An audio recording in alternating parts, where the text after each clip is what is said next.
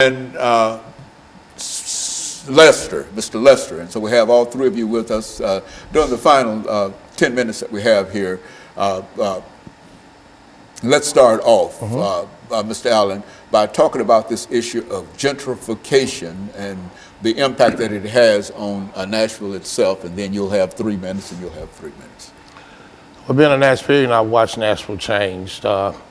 All this land has been entrusted, so they have no place to go now but to the areas of poverty.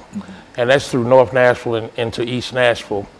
And about 4 weeks ago on NPR, they said that they're doing gentrification in North Nashville, East Nashville, West Nashville, and South Nashville all at the same time. No other city is doing that, even though it's gentrification going on in other cities.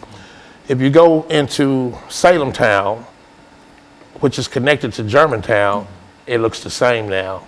And these people, if they didn't want to sell, they have a law called eminent domain, so they will take it. North Nashville, they are building all kind of condominiums up and down Jefferson Street. They were getting ready to try to put a police station there, and they're taking it one step at a time. When the Sufferdale new baseball stadium, that kicked off the whole ball game right there, because all you have to do is cross over Jefferson and you go into Germantown.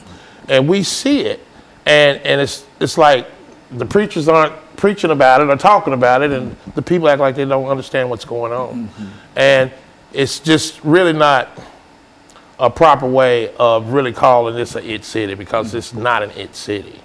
Because everybody does not have a place to live, to call sanctuary, call a home.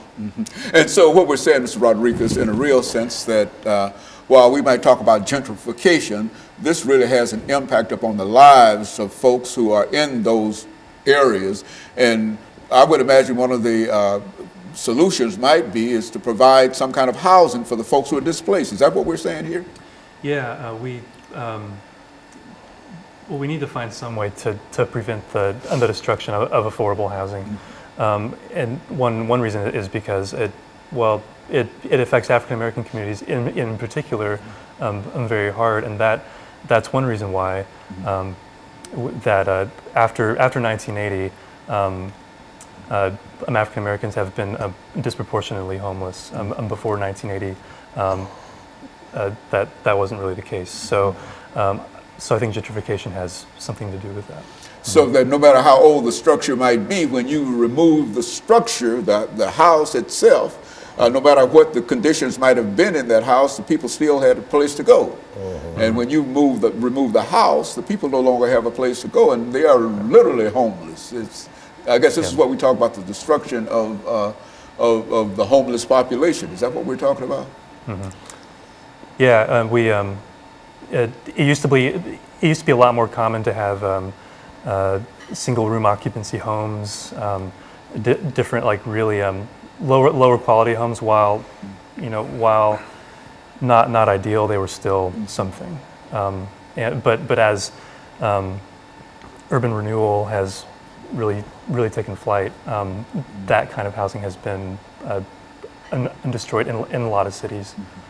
Well, Mr. Lester, in view of the fact that everywhere you look, you see some kind of skyscraper going up in Nashville, which is to say that we have the ingenuity to build as many of these things as we possibly can and as fast as we possibly can.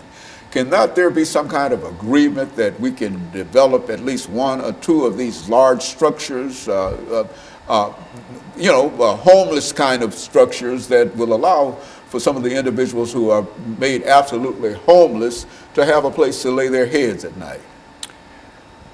Well, you point to the building of these buildings. A large part of this is tax finance. They give tax breaks to large developers, over $300 million during the period of Carl Dean, to build these